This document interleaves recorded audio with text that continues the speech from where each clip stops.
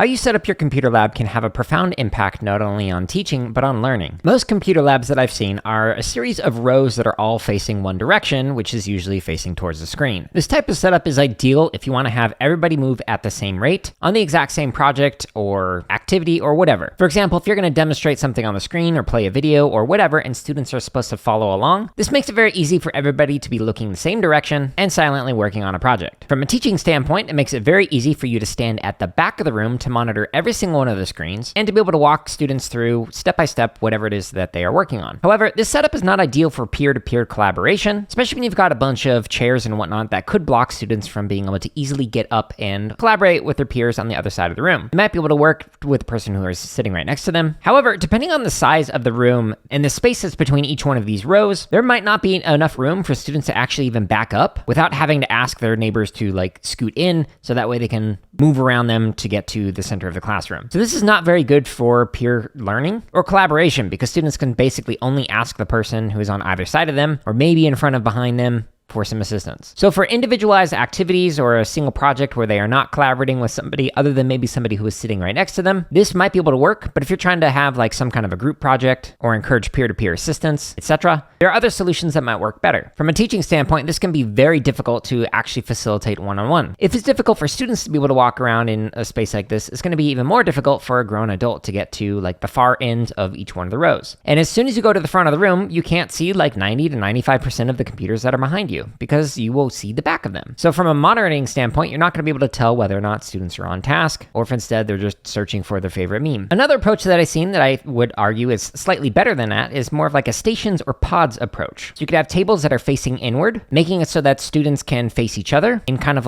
small circles around their devices. This approach works really well for group learning, as students are able to collaborate, are able to kind of share screens, and it's usually a lot easier to walk around the room like this. So students can go in circles around, they can go up and down the different rows and aisles, etc. And if you have two screens, one on opposite ends of the walls, then it's easy for students to be able to follow along. If you happen to be using any kind of step-by-step guides or videos or directed instruction, etc. for a full group setting. From a teaching standpoint, you can assign each one of these pods or clusters to its own unique things. For example, in the K-8 school that I was previously working in, students had a few different options for programming languages that they could choose from. So if this was the case with the different pods or clusters, we could have one pod or cluster that's doing JavaScript, another one that might be doing Ruby, another one that might be doing Swift, and then maybe another one that would be working on Scratch. This makes it very easy for students who are working on similar projects or languages in the same shared space to be able to kind of collaborate and communicate with each other to kind of get some assistance if you're helping out somebody else in the room. From a learning standpoint, this can be a little bit difficult if you only have one screen in the room and you are relying on direct instruction to full groups, because at least a quarter of the room or so is likely going to have to turn around completely 180 degrees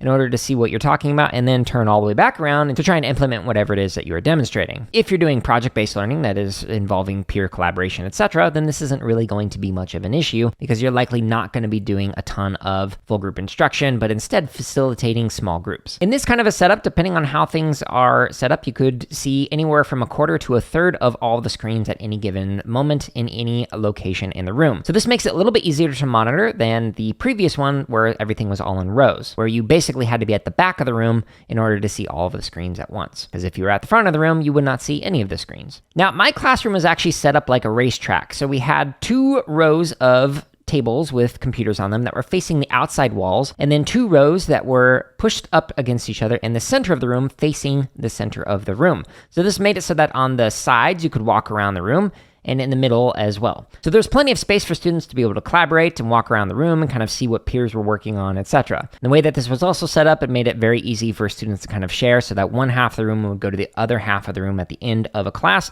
kind of share what they worked on, and then the next day it would kind of flip so that it was the other direction. From a teaching standpoint, I had a single screen that was on one side of the room, and it made it so that students could just turn their head to the left or to the right, and they would be able to follow along if they needed to. However, the way that I was teaching was more of one-on-one instruction or working with smaller groups. So I very rarely use the screen that was at the front of the room, except for a basic, here's what I recommend if you get stuck. The first one is to check the built-in resources and help. Second one is to ask a peer. The third one is to ask a peer. And then the fourth one is that you can ask me. But if I'm helping somebody else, then repeat steps 1, 2, and 3. This setup made it very easy for students to be able to work together because they could get up around and move. They could set up in different clusters and work on different things.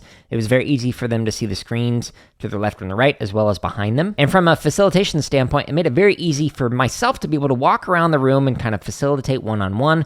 And basically, anywhere I was standing in the room, I could see 3/4 of the screens at any given moment, which made it very easy for me to quickly monitor what students were working on. So if I'm sitting there like working with a student, helping them with some guiding questions and whatnot, maybe I'm spending like 10 or 15 minutes with just this one student who's on a very difficult bug that they're trying to solve in their language, I could just kind of quickly look up and just like look around and see, okay, nothing else is on fire. We're good, at least for 3/4 of the computers that I can see. So this setup was great not only from a learning standpoint, but also from a teaching or facilitation standpoint. Now, my favorite setup actually is what I would call a donut setup. So picture all of the tables with computers are pressed up against the outside walls of the room and facing the walls, and then in the center of the room is a couple of tables that are pressed together. This table may or may not have some computers or devices on it, and instead it could be used for like some unplugged activities or like as a storyboarding and kind of planning area for different groups to collaborate, to kind of discuss and work through some things. From a learning standpoint, this made it very easy for students to be able to walk around the room and kind of see what other peers were working on and to be able to learn from them, ask some questions, etc. From a teaching standpoint, it was super easy to stand anywhere in the room and you could see every single one of the screens because they were all facing the outside wall. So regardless of where you were standing in the room, you could monitor every single one of the screens to make sure the students were actually doing what they were supposed to be doing. Or to even just like quickly look across the room and go, okay, it looks like Johnny is still at the same spot that they were 5 minutes ago when I checked in on them. Let me go back over and see if they need some more assistance. So it just makes it super easy to very quickly just visually assess how everyone is doing around the room. From a learning standpoint, this setup can be a little bit harder if you're trying to do like full group instruction. Like let's say you only have one screen on like one side of the room or something like this, then at least 1/4 of the room is going to have to kind of turn all the way around in order to see it. But if you have two screens on opposite side of the room, then at the very least, the students might just have to turn their head one direction to be able to look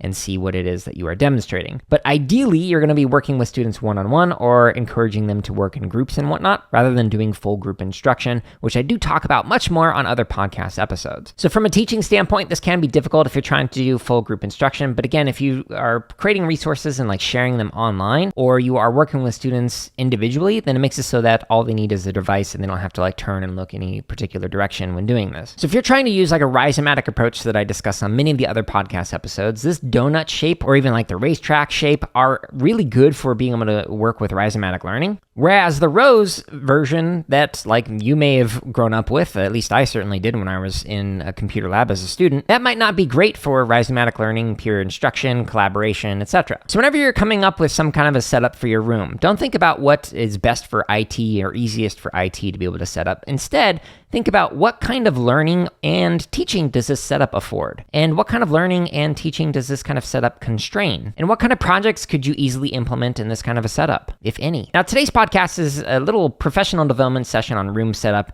that was just like short little discussion that I mentioned in one of the presentations that I gave at CSTA's conference last week. If you want to see any of the prior presentations that I've done over the years, I think there's well over 100 at this point, if you go to jaredoleary.com/present, you can find the slide deck for nearly every single one of the presentations that I've ever done. And if you instead go to /CSK8, you'll find almost 200 more podcast episodes from the CSK8 podcast. Currently, there are a couple more that are little professional development sessions like this particular episode, but there are many more unpacking scholarship episodes and interviews with some awesome guests that you can check out. Stay tuned for an episode next week that might get a little spicy, as we're going to discuss some of the problems with political influence on education. But with that little teaser, I'm going to say thank you so much for listening. If you learned something from this episode, please just consider sharing this or one of the hundreds of resources on my website with somebody else. Stay tuned next week for another episode. Until then, I hope you're all staying safe and are having a wonderful week.